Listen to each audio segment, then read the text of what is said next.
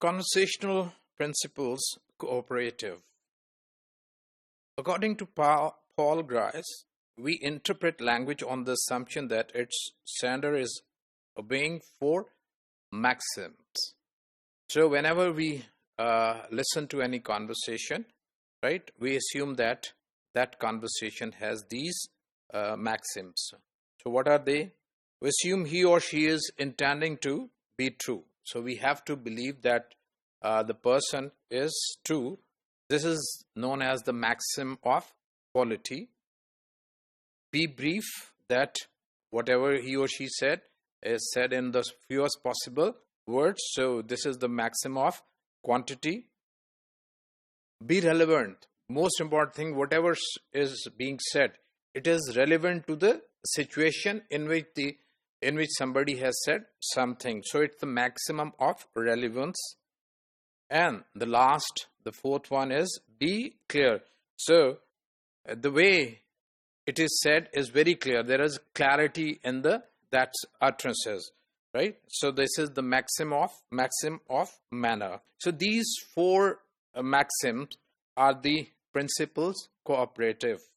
So combined with the general knowledge of the word, the receiver can reason for the literal semantic meaning of what is said to the pragmatic meaning and induce what the sender is intending to do so with his or her words. So whenever we listen to something, right, we, together with our understanding of the word, we try to interpret it on the semantic basis, on the literal word for word basis, the word meaning basis, and we try to understand its pragmatics, what actually the statement say.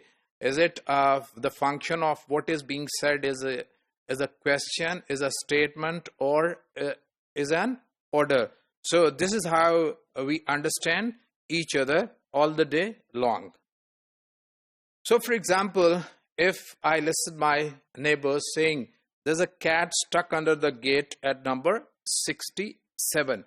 So with the help of my knowledge of the word, I do understand that this sentence or that whatever is being said is quite has all these four maxims, because I feel that I have no doubt that the neighbor is a liar. He has some hallucinations, or he is in the habit of lying.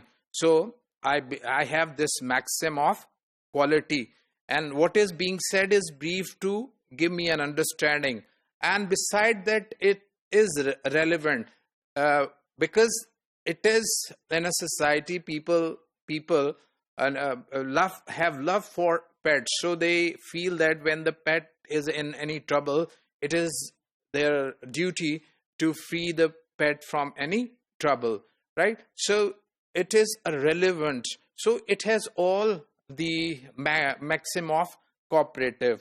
So whenever we listen to anyone, we believe that what is being said is correct, it's precise, it's relevant, and it is said in a manner which we understand. So people do not consciously and explicitly formulate the cooperative people. So whenever we listen to somebody, it is not that we judge each and every principle. First we look for the maximum of quality, then quantity, and then the relevance or the manner. It takes place as if it was by default. So cooperative principle does not fit in all situations. However, in journal interactions, it does fit, but not in every situation. So did you like Algeria? So the question may be relevant, but it does not have all the four cooperative principles.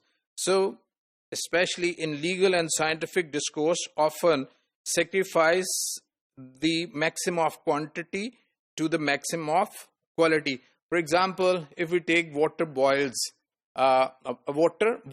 So this is the statement which generally given in science. So it does not have any length in it. We can say that water boiled at varying degrees of centigrade, or for example, but we simply say that water boils at, for example, 100 centigrade. So in science and in court or in legal terminology or legal diction, generally whatever is said to be very precise, right? So we go for more quality than to quantity. To be clear, one sometimes needs to be long winded. However, there are certain situations in which one has to talk on length instead of being brief, because the other person may not be able to understand what actually we want to say.